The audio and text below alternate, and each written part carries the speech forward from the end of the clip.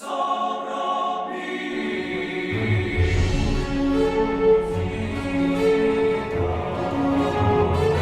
hey there, everybody, and welcome to the Star Wars Rebels recap show here on Collider Video, where guess what we do?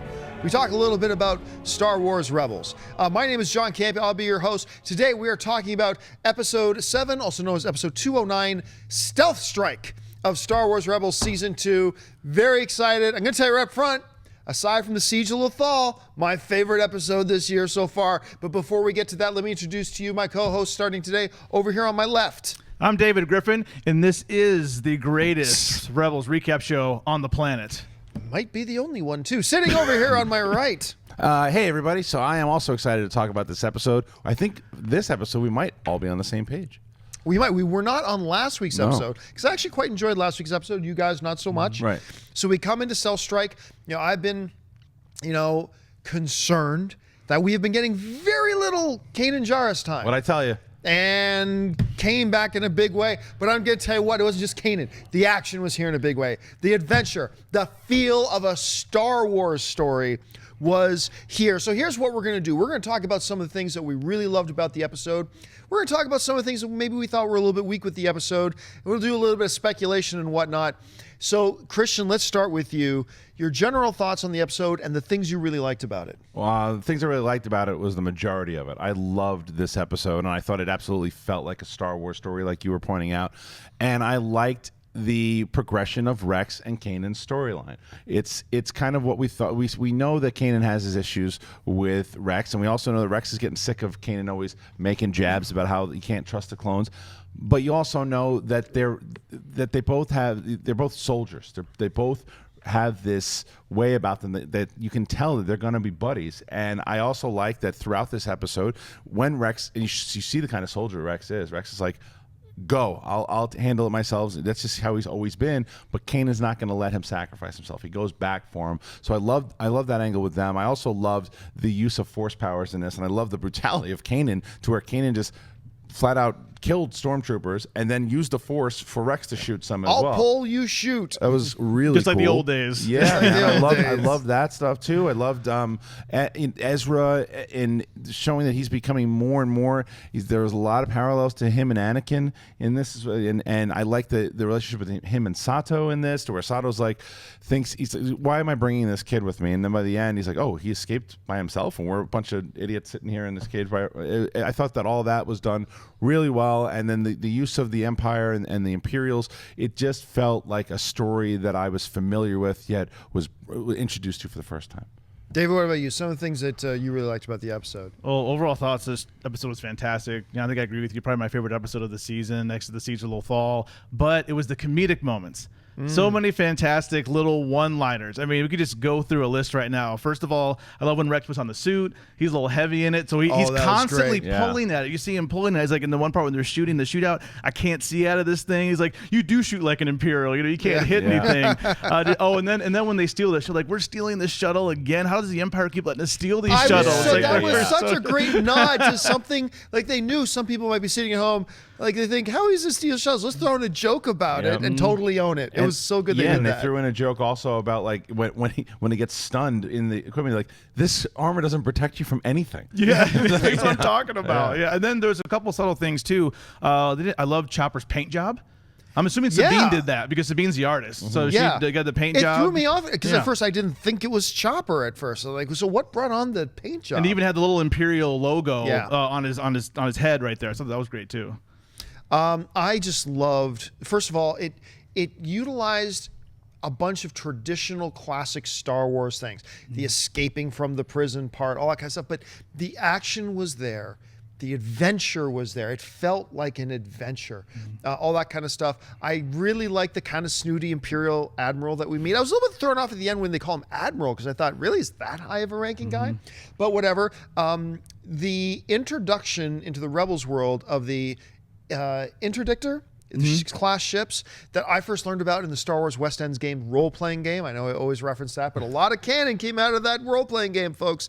Anyway, so getting to see, you're right, the whole thing of seeing Kanan and Rex working together side by side, that one line in the elevator when they're in there and the Imperial officer comes in. He says, I'm just taking him to 57215. What, a confectionery? That's the last place he belongs. Right. And then the grumbling. I loved Rex's... I'll show you the confectionery. Yeah, I love that. Was it the commissary? Commissary, Commissary, yeah. yeah. He had a stomach problem. Yeah. I mean, so Rex's grumbling and all that kind of stuff was great. I love, like I said, I love the fact that they introduced these class of ships as well. I really did that, like that little thing where Agent Callus shows up at the end and it's just the Admiral's little escape pod and all that. Although that did raise an interesting thing too.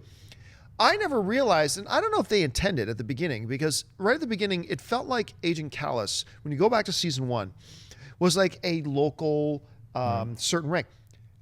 Imperial admirals are answering to him, so that it kind of changes our perception a little bit about what the agents are and who he is, and he really, and we've been seeing kind of him only playing second fiddle to Vader himself a couple times, so that's interesting. And I love the way a couple episodes ago when he's faced with the second sister or the fifth sister or whatever. Fifth sister and the seventh brother, right? Yeah, when he's faced with the Inquisitors and he is not impressed with the Inquisitors, you're whatever. You know, I like seeing that side of Kallus more and more. So, just a funny, getting back to the ones that I believe are the key characters.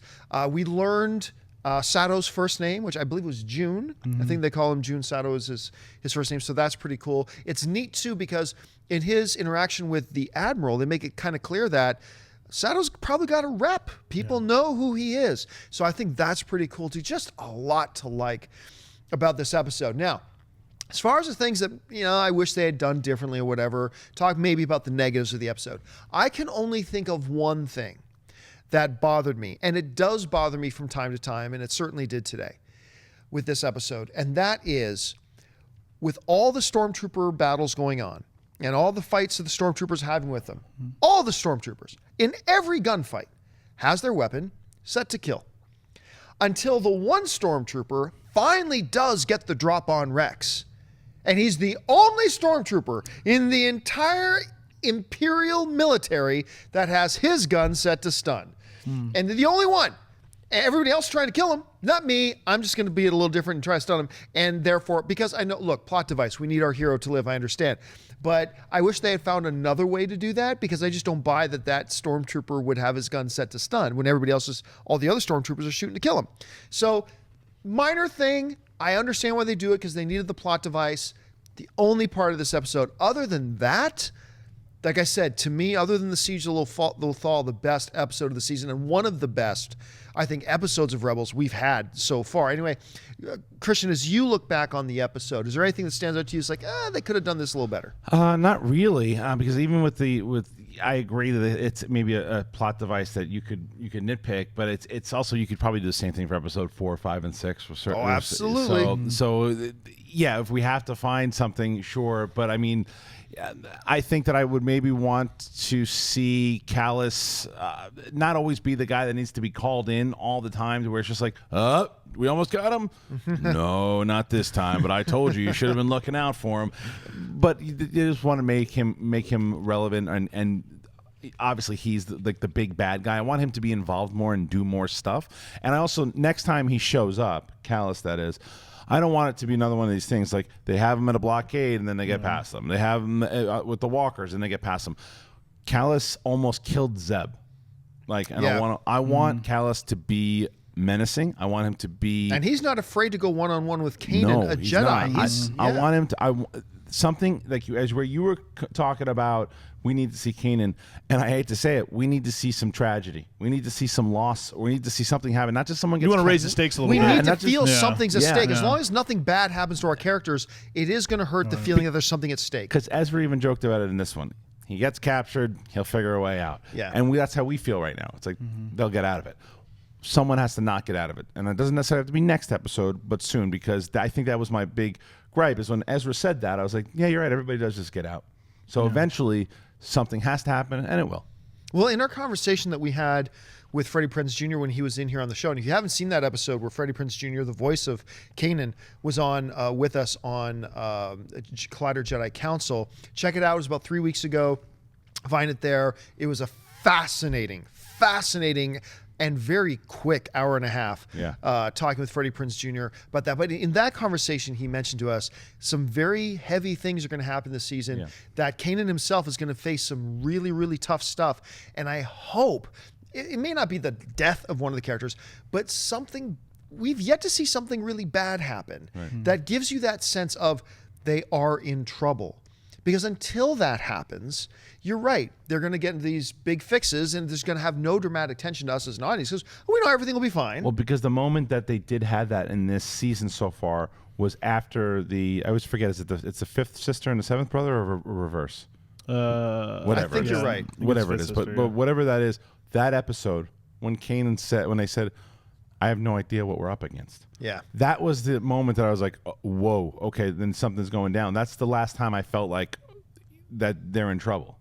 Yeah, for me, it was the Siege of Lothal right there. That picture behind you, Kristian, is Vader. Oh, yeah. Right. You know, it's like, how are we going to beat this guy? Right. We can't. But this episode, for me, I can't really name any weaknesses except because we had 2 episodes back to back with the ladies. We had Hera, and then we had Sabine. It would have been nice to see them included in this mission somehow. Hera's now captain. She's Captain Harrison Dula now. She's a captain, and Sabine, it was cool her throwing in that little bit of knowledge that we know about. It's like back when I was in the Imperial Academy, they were testing this technology. That was great. But I also want to talk about, too, just a couple more instances. I love Chopper. I like when everybody's getting sucked back in with a gravity well. Chopper's like, wait for it. He's like, what do you mean, wait for it? Yeah, And then that nice. happens, and then Chopper activating the gravity. It would look like very reminiscent, the same room where Darth Maul and had the big fight with Ewan McGregor. Well, very similar me, levels, It the way reminded it me was of the designed. Death Star scene when Obi-Wan went to shut down the Tractor thing, beam, the tractor beam. Yeah. That looked very reminiscent of that to me. And also just Ezra's just maturing. He's just really maturing. Yes. I mean, the way he escaped. And then I love the part when he shoots the guys and then he said, oh, you missed that big firefight. You guys were great. And then Chopper throws on the screen and shows that. There's so many good moments. That was great. Episode. They're using Chopper more and more. First of all, they're just using Chopper more, period. They're just using him a lot. But I'm finding they're taking advantage of what that golden opportunity that character presents to throw in the lighthearted comment, the lighthearted thing, and they're using him more and more. And that, the timing of that, it's like, really? The big gunfight? And he brings up the hollow of it. Like that. We've never mentioned this ever. Like we've mentioned everybody else. Will Chopper die by the end of this series? No. Yes. That's going to be tragic for a lot of people. Think he's going to be in love a ship Chopper. when it happens? I don't know. Probably. Oh, no. Like, because if you think about it too, like, while this is a show that a lot of kids watch, and so if you're going to have, look, they just killed that one ship captain, which I was complaining, like, Sabine just murdered that ship captain when she's talking about how robots are her friends except that one. But I think because he is a droid, it's a little more easy for like a kid to handle, but I also don't think they're in front of our eyes going to have like Callus taking an axe and breaking him apart in 1,000. Right. He'll probably be on a Blow ship up or that something. blows up or something. But I could see that it's going to be a lot easier to do that than say kill off Sabine. But I still don't think that this is a show that is going to have problems doing that either. Like from the moment Grand Moff Tarkin had those 2 guys beheaded, it's like, okay, gloves Anything are can off. happen. Yeah. Gloves are off. Anything goes, and that's one of the things I love about this show. Anyway, Dennis. Sorry about that, David. But as we look forward now to where we're going, we did this last week as well. What do you think might be coming up here soon? So last week I talked about how the theory of maybe seeing Obi-Wan Kenobi on Tatooine. I want to talk about, maybe we've mentioned this before, because we've seen Bail, we know Bail Organa exists, we know he's around, maybe a possibility of seeing Leia, the more diplomatic side of things, because the Rebel Alliance still isn't quite the Rebel Alliance yet. We're seeing its infancy, but I want to see Leia. I have a feeling is already going to be involved, even at a very young age. I can't know what her exact age is now. She's probably about 15. 15. Oh, it's 15. at this point, Okay, yeah. So I want to see her, see what she's going to be up to. I think we might see her in the next couple episodes. Kristian? I think seeing Leia is a definite, not even a possibility, but it's just a matter of when. Will it happen in that mid-season finale, or will they save it until afterwards and then really start to go into, okay, this is where we're going now with this storyline? Because I also think you're going to get a cameo from Han Solo down the line as well. But as far as what I want to see is, I want to see this story evolve with the Inquisitors. I want to see. Yeah. I think that's what we're getting next. I think it's going to be the Inquisitors and Ahsoka. She's been nowhere. Yeah, so Ahsoka has been non-existent since the first or second episode, and we are 7 episodes in a 22 episode season still, but let's start building. Yeah, we're a third of the way in. Let's It's- start yeah. building on that Vader-Ahsoka relationship now. Just start teasing it, because the fight's coming soon. Start teasing it. John, can I interrupt you for a second? Could maybe, this is a theory I have, could Ezra surpass Kanan this season in terms of skill? This season, I doubt it. Okay. I doubt, like, could that ultimately happen? Yeah. I think that's a distinct possibility. Will it happen this season? I got a feeling probably not. No. I don't think so. But I completely agree with you. I believe we're going to see Leia at some point. I think because it just makes sense and it fits. They're getting more and more ingratiated into the Rebel Alliance, which means Bail Organa, and I do believe we're going to see Leia. What is interesting about that situation, though, is if they bring in Leia, and I'm also totally with you, I want to see more about what's going on with that, because that's what you set up in Siege of Lothal. Yeah. Was the Vader or Ahsoka Tano thing, and then they just kind of let it go. It's time to get back to that. And we know they will, but it's time to come back to that. But the interesting scenario that comes up with a Leia cameo is that unlike Lando Calrissian, where Billy D still sounds like Billy D. I mean, Billy D still sounds exactly like himself. Carrie Fisher. Yeah.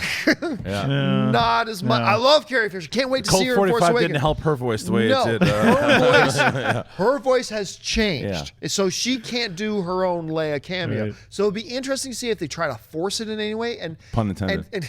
didn't even think about that. If they try to force the issue and just have it be her and be okay with, okay, it doesn't really sound like her before, but we're using the real Carrie Fisher. Or if they go and get a voice actress. I think they'll probably get Billy Lord. I mean, it would make sense to get Billy Lord. It's her daughter, and she's been rumored to be she's in the Force Awakens in general. Now, whether that's a people were speculating it was a flashback of her as young Leia, which I don't think it is. But, I don't think so. But it would be cool to have her voice Leia, or you could even find someone. You don't necessarily need her to sound exactly the same, as long as you know. And I don't think people would be upset if it wasn't Carrie Fisher, although you'd want it, but it's like John said, it'd be weird if she's talking like this. Why does she sound so gruff at 15 years of It's a age? pleasure to meet you. To meet you, Princess Leia. Thank you. Heard a lot about you. You guys ever seen Basketball Diaries? And it sounds like we're trashing on Carrie Fisher. We're not. We love Carrie She Fisher. would make the same joke. I think she would totally make the totally same joke. make We the totally same love joke. Carrie Fisher. All right, folks, that'll do it for this installment of our Collider Star Wars Rebels recap show. Don't forget to join us again. Wait, are they taking it? No, they'll be back next week. Make sure you come back here and check us out next week as well. For now, I want to thank the people sitting at the table with me. Over here, David. David, where can people find you online? Find me on Twitter at GriffinDE, as well as right here on Collider, the Flash recap show on Tuesdays. And sitting over here, Kristian Harloff, where can people find you? Well, at Kristian Harloff on both Twitter and Instagram. I sound like Carrie Fisher right now. And as far as Jedi Council, episode's up right now. Make sure you check that out. Go, click, watch. If you haven't watched an episode, please do. I'd love to get your opinion on everything we talk about in the world of Star Wars. I'm sorry. What happened? I'm very happy. What happened? He's got an email. I'm going to let you just read the subject line of my email. Oh, you son of a... Oh, wait a minute. Maybe we all got it. Maybe. I hope we did, but I will reveal the secret later. You better... Listen. I don't care about... I'll talk to Ann later. I'm going to do a jig. All right, I'm so happy I'll right take now. us out while he yells. Make sure you follow him at John Campea. You on may all not forms see of John social Campea media. after today, folks. He may be gone after this. Yeah. I'm so happy. That'll do it for us, guys. Thanks for joining us. Until next time. Bye-bye.